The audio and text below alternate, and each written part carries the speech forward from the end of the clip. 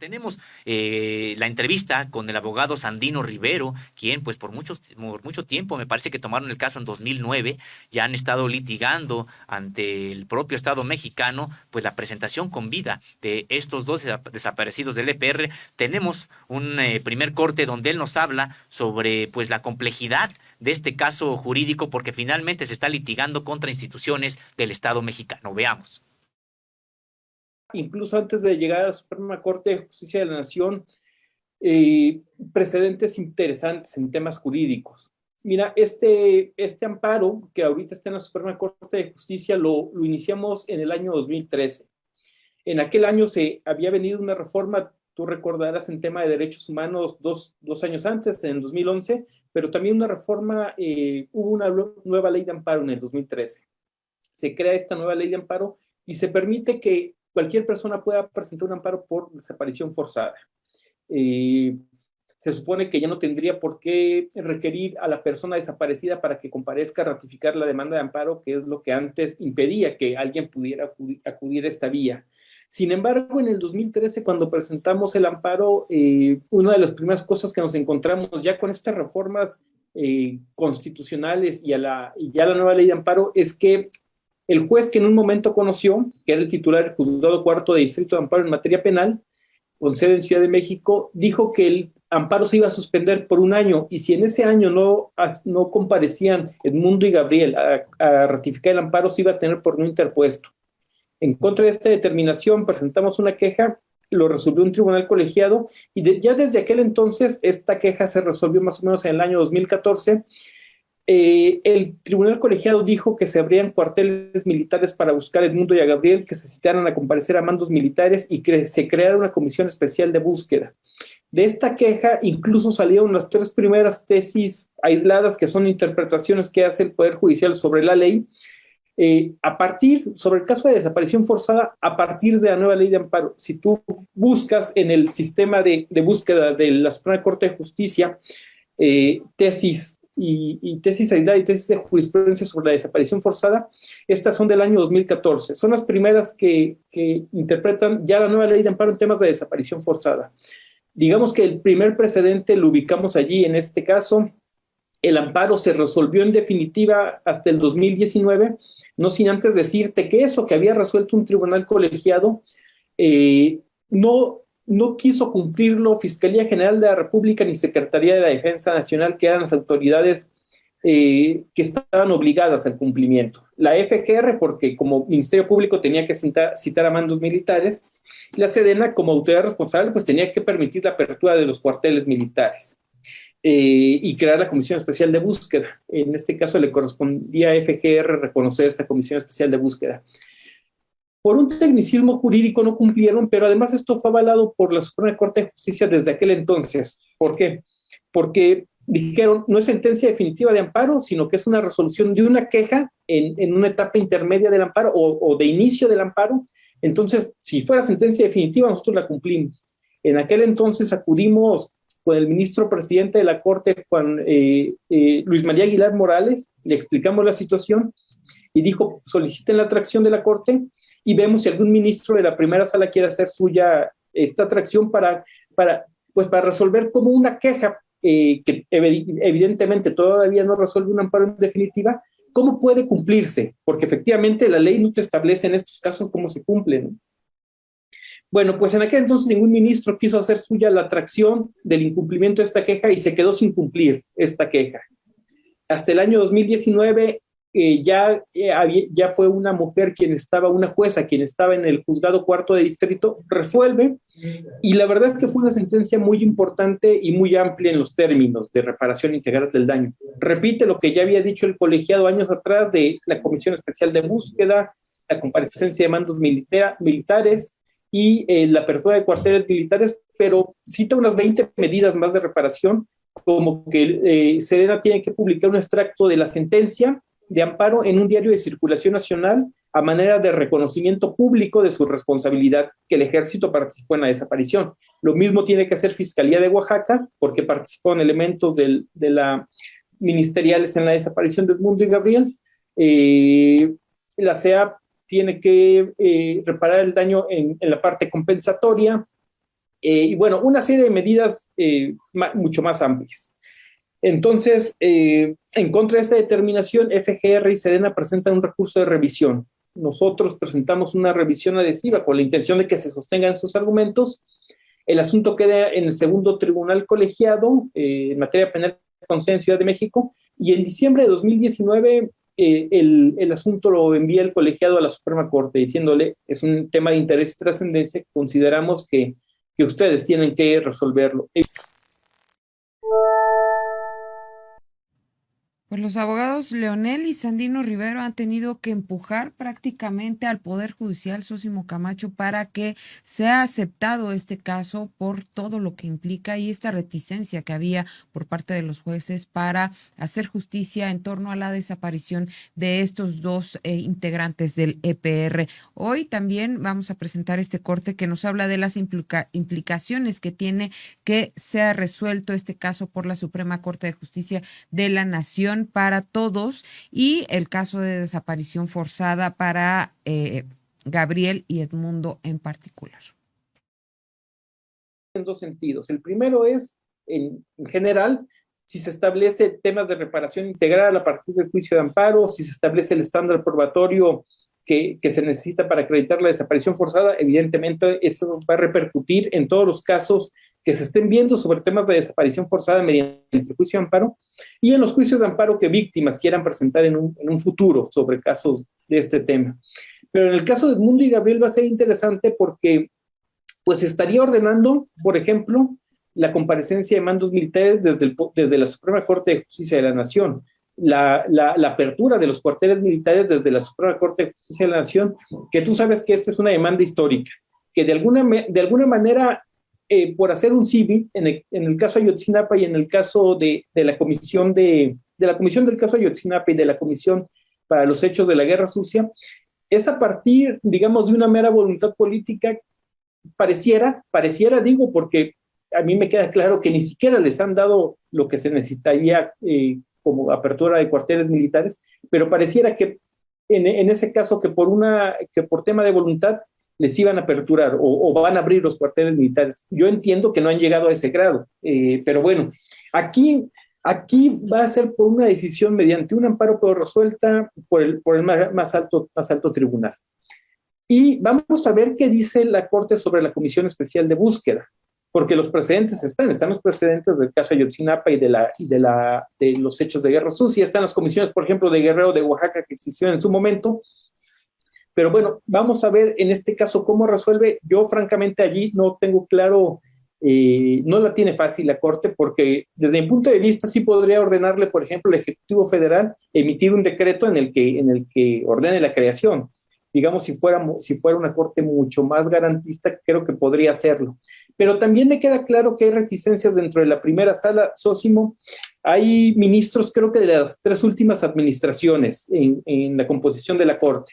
La ministra presidenta, que es la ministra ponente, es de esta administración, la ministra Ríos Farjat. El ministro Juan Luis González Alcántara Carrancá entró también en esta administración de López Obrador.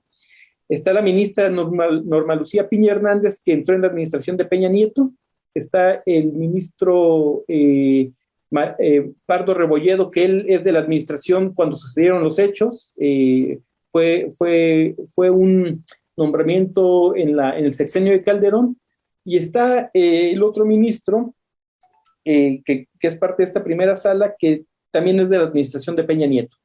Entonces, evidentemente hay un juego y no podemos dejar de reconocer, uno, la parte ideológica de los ministros y ministras, que eso también define a la hora de votar, pero también la parte de los grupos políticos a los cuales ellos pueden pertenecer. Y la naturaleza de los hechos, claro, es una desaparición forzada, pero sobre todo de quienes fueron desaparecidos, que aquí son dos personas abiertamente reconocidos por el Ejército Popular Revolucionario como parte de sus integrantes. Entonces no podemos obviar que esto pesa ideológicamente en los ministros y ministras a la hora de votar, aunque evidentemente nunca lo van a aceptar de esa manera.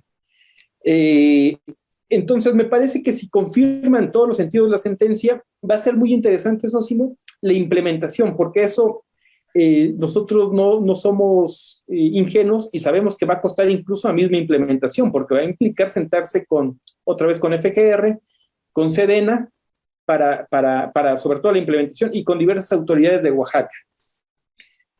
Ahora bien, en la parte del procedimiento penal hay 6 personas detenidas, policías ministeriales de Oaxaca. Nunca ha querido abrir la línea de los militares.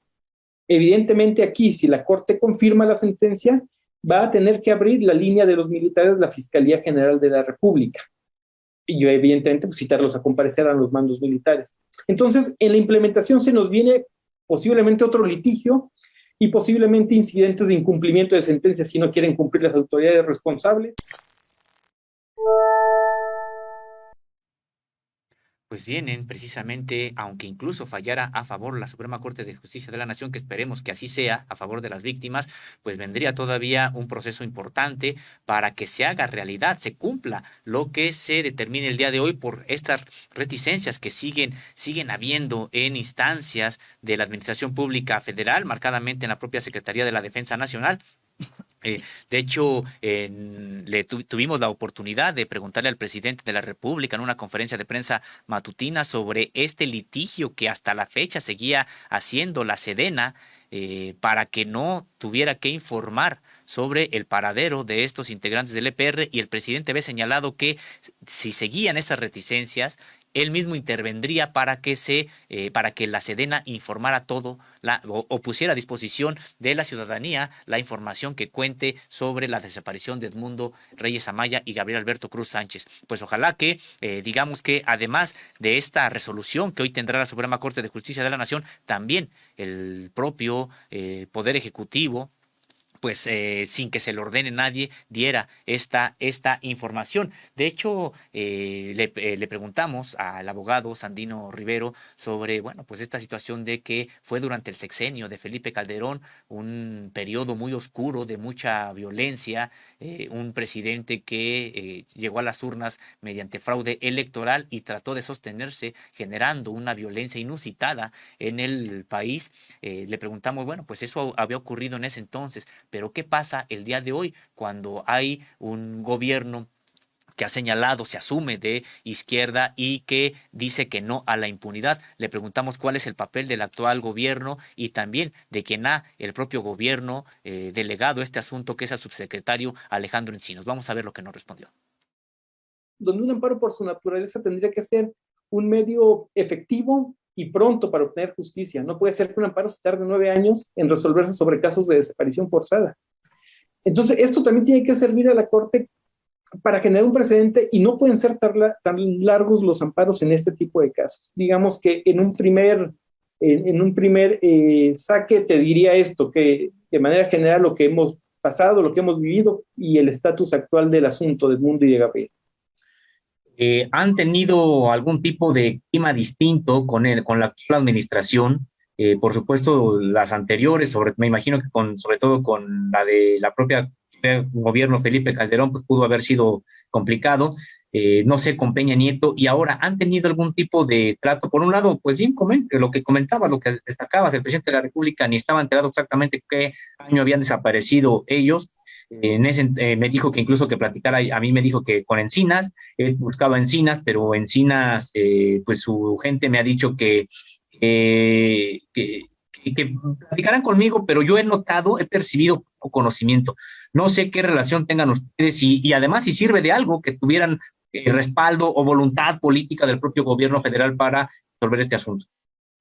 Qué bueno que saca este tema y te lo quería comentar, porque además escuché en la entrevista en la pregunta que le haces al presidente López Obrador en la mañanera, él te dice, velo con Encinas. Pero Encinas no ha querido recibir, no solamente una vez nos recibió en el año 2019 cuando obtuvimos la sentencia de amparo en primera instancia. Esta sentencia la ganamos en mayo del año 2019, como el mes más o menos nos reunimos con él en la Secretaría de Gobernación. Nos escuchó y dijo, yo voy a tratar de incidir con Fiscalía General de la República y con Sedena para que se desistan de los recursos de revisión. Y nos volvemos a reunir. Nunca más nos ha vuelto a recibir. evidentemente tampoco creo, tampoco hizo y tampoco creo que tenga la capacidad de poder negociar con Sedena que se desista en un recurso en un caso de esta naturaleza. Aunque tuviera la voluntad, no sé, creo que sería muy complicado para él, y yo lo veo, te lo comenté hace rato, en dos temas tan claros, en donde está el ejército involucrado. Pues Ayotzinapa, que no han logrado, me parece, abrir los cuarteles militares como se necesitaría, entrar a buscar a los jóvenes de Ayotzinapa, y en el caso de la Guerra Sucia, bueno, sí, evidentemente fue un acto que se hizo público, pero es tan claro el poder del ejército que al momento de la ceremonia resultó que también ellos eran los agraviados, ¿no? Cuando el acto era para reconocer a los agraviados de violaciones graves de derechos humanos durante la Guerra Sucia. Entonces me parece que yo creo que ni siquiera Encinas trató de platicarlo con la Sedena ni con la Fiscalía General de la República, pero además todavía peor que no, desde mayo, junio que nos reunimos con él del año 2019, no nos volvió a recibir para este asunto. Me parece que no hay voluntad política de atender el asunto, por eso es que tanto nos ha costado.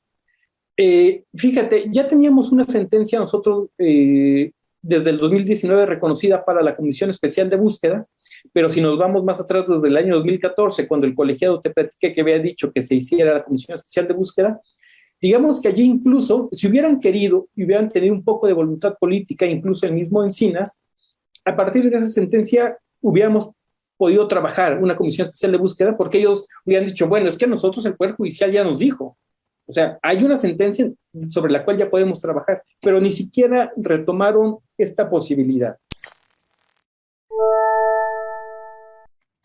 Varios temas que están pendientes ahí con el subsecretario Alejandro Encinas en torno pues a conflictos sociales, a desapariciones, y que bueno, habría que decirlo, Sósimo Camacho, lo hemos buscado en varias ocasiones a través de distintas instancias, incluso pues el presidente te dijo que habría que ver el tema con él. Sin embargo, pues no hemos tenido respuesta de estas solicitudes que hemos hecho para entrevistarlo, para hablar a fondo de estos temas. También el abogado Sandino Rivero te habla de las expectativas de la votación que se llevará a cabo el día de hoy en la Suprema Corte de Justicia de la Nación y la sentencia que está prevista. Vamos a ver lo que te dijo el abogado Sandino Rivero.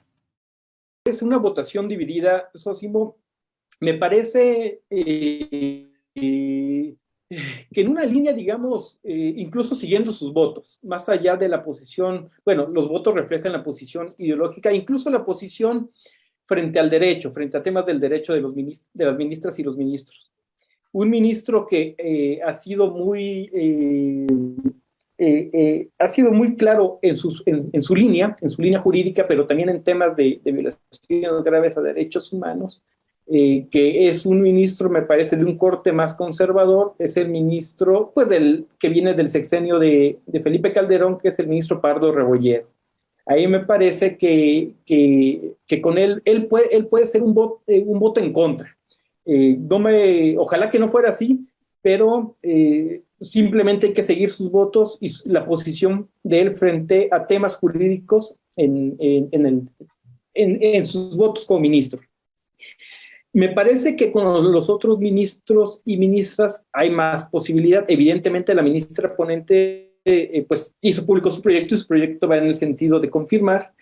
Yo esperaría que este asunto fuera confirmado al menos por mayoría, o sea, 3-2, al menos. Sin embargo, es importante decirte, para que el asunto genere jurisprudencia por precedente, tendría que ser 4 votos al menos para que esto sea jurisprudencia por precedente. Si no, de lo contrario, sí sería un precedente, digamos, pero no en términos de jurisprudencia que fuera obligatorio para todos los jueces y juezas del país, lo que diga la Suprema Corte. Mi expectativa, Sósimo, es que salga a favor el asunto, pero en votaciones divididas, e incluso puede haber votos concurrentes o votos disidentes que algunas ministras o ministros quieran hacer. Esa va a ser la primera parte. La segunda parte nos va a costar la implementación de la sentencia. Incluso aunque venga muy amarrada desde la Suprema Corte, va a haber reticencias de Fiscalía General de la República y de Sedena al cumplimiento. También creo que nos va a costar, pero ya con una sentencia, pues hay herramientas jurídicas para obligar a las autoridades a que cumplan. Estamos hablando de hasta grados de destitución de gente que no cumpla y de consignación por incumplimiento de sentencias de amparo. Y es que por primera vez se estaría señalando a la Fiscalía General de la República para que investigue a el propio ejército mexicano, algo que no ha querido hacer durante muchísimo tiempo. Por eso también la importancia de lo que hoy se resuelva. Y le preguntamos a el abogado acerca de estas posibilidades reales de llamar a cuentas al ejército, por lo menos en este caso de la desaparición de Gabriel Alberto Cruz Sánchez y Edmundo Reyes Amaya. O tendría que ser modificada la misma teoría del caso de la Fiscalía, porque entonces lo que nunca han querido, que es tocar al ejército, ahora ¿cómo los metes? Como nosotros siempre hemos insistido y como incluso me parece que está documentado en la recomendación 7 de 2009 de la CNDH, que fue sobre el tema de Edmundo y de Gabriel, si bien en aquel entonces no recomiendan al secretario de la Defensa Nacional, en el cuerpo de la recomendación sí hacen todo un análisis de cómo participó el ejército. Entonces, en ese sentido, parte de las líneas de investigaciones que fueron llevados al campo militar número 1. Ahí ya rompe con la teoría del caso de la Fiscalía, donde dicen que ellos estaban muertos y fueron vistos en el anfiteatro de la Fiscalía. Entonces, eso es algo que incluso la misma Fiscalía va a tener que ver cómo modifica esta línea o cómo cumple. Pero ahí es donde te digo que me parece que va a haber reticencias para el cumplimiento, pero que de todas formas tenemos que la Fiscalía tiene que investigar todas las líneas posibles en cuanto a su desaparición. Ahora, otro tema importante que los familiares tendrán que decidir es, una vez que se resuelva el juicio de amparo, tienen 6 meses para acudir al Sistema Interamericano de Derechos Humanos, para presentar una petición de apertura de caso. El mismo hecho de desaparición el tiempo que se ha tardado en resolver porque ya se violó el derecho a un plazo razonable para resolver este tipo de juicios, y la misma desaparición de entrada, me parece que esos dos temas dan para que haya una apertura de caso. Entonces, esto es algo que tendrán que definir evidentemente los familiares de Edmundo y de Gabriel, en compañía con las organizaciones sociales que siempre han estado junto con ellos apoyando. Pues ahí están las palabras del abogado Sandino Rivero Sosimo Camacho, quien también te comentó por qué el Estado mexicano desapareció a Edmundo y a Gabriela, estos dos integrantes del EPR. Vamos a escucharlo. Porque son vistos como enemigos, abierta y francamente por parte del Estado mexicano, pero sobre todo de los grupos, de las instituciones que tienen el poder en los hechos, que es las Fuerzas Armadas, el Ejército, la Marina. En este caso, hemos insistido y está documentado que quienes participaron en la desaparición forzada no solamente fue Fiscalía General de la República, sino el Ejército mexicano, porque son vistos abiertamente como enemigos, y en ese sentido, para el Estado mexicano no merecen ser ni siquiera respetadas sus mínimas garantías o derechos humanos. Por eso es que el Estado mexicano cometió la desaparición forzada en contra de Edmundo y de Gabriel. Como dices, si ellos incluso hubieran cometido algún delito, tienen derecho a ser presentados ante las autoridades y juzgados, con el respeto a todos los derechos humanos, presunción de inocencia, debido proceso, y todos los que permite la Constitución y los tratados internacionales. Incluso el mismo hecho de ellos haber elegido ser parte de un grupo insurgente, hay toda una teoría que habla sobre el derecho a resistir el derecho, desarrollada por constitucionalistas como Roberto Gargarella en Argentina, y otros constitucionalistas, que te hablan del derecho a llevar a cabo actos cuando ya el mismo derecho no ha servido para el autogobierno y la autonomía de las personas, cuando ha empobrecido más a las personas, cuando los derechos humanos básicos no están ni siquiera garantizados. Entonces, incluso el hecho que haya grupos insurgentes, personas que han elegido esta forma de luchar, incluso ello también podría estar amparado en teorías que han sido desarrolladas por constitucionalistas, y que le han llamado el derecho a defenderlos, el derecho a la resistencia, en situaciones de carencia extrema. Parten de la premisa de que la pobreza es una violación masiva y grave de derechos humanos, que efectivamente lo es, y que entonces no le dejas ninguna otra alternativa a la gente para que pueda obtener los derechos.